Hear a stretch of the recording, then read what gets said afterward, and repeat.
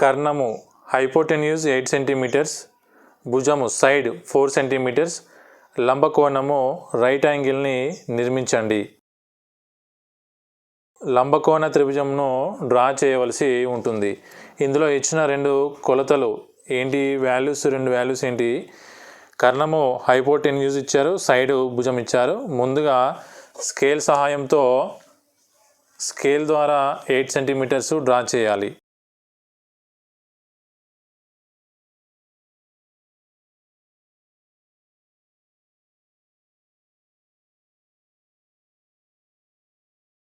AB 8 centimetres scale సహాయంతో draw చేసిన తర్వాత కంపాస్ తీసుకొని ఈ వృత్తలేఖని సహాయంతో సగం కన్నా ఎక్కువ కొలతను తీసుకొని లంబరేఖను గీయవలసి ఉంటుంది.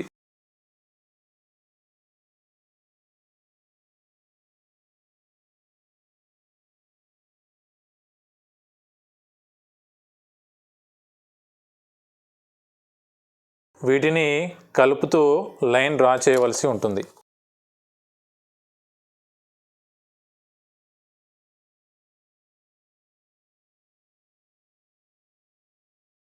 ఇలా డ్రా చేయగా వచ్చిన బిందువును ఓగా గుర్తుంచుకోండి. ఇప్పుడు మళ్ళీ కంపాస్ సాయంతో వృత్తలేఖని సాయంతో మిడిల్ను ఈ విధంగా తీసుకొని చుట్టూ ఏ నుంచి వెళ్ళి బి వరకు అర్ధవృత్తాన్ని సెమీ సర్కిల్ని డ్రా చేయాలి.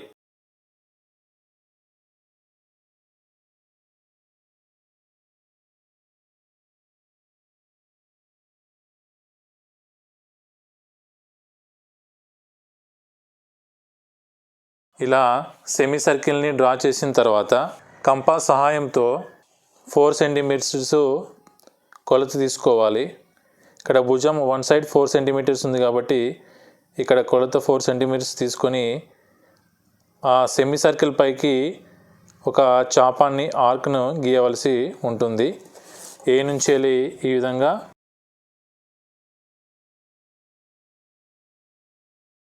చాపరేఖను గీసి ఏ ఇక్కడ ఏర్పడ్డ ఈ బిందువు సిగా గుర్తించుకొని లైన్ వేయవలసి ఉంటుంది.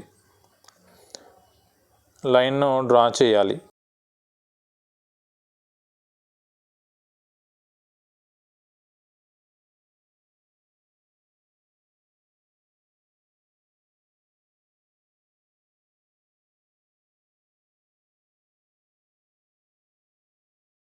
ఇప్పుడు 4 సెంటీమీటర్స్గా గుర్తుంచుకోండి.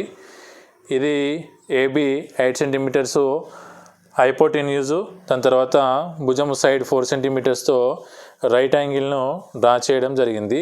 సేమ్ యాస్టీజ్గా ఇదే కొలత మాదిరిగా ఉంటుంది, కానీ ఇక్కడ భుజము దగ్గర కోణం విలువ ఇస్తారు. యాంగిల్ వాల్యూ 50 degrees ఇచ్చి సేమ్ యాస్టీజ్గా ఈ విధంగానే రైట్ యాంగిల్ను లంబకోణ త్రిభుజంను నిర్మించమని అన్నప్పుడు యాస్టీజ్గా ఏబి కర్ణాన్ని డ్రా చేసి దీన్ని బైసెక్ట్ చేసిన తర్వాత బైసెక్ట్ చేయాలి.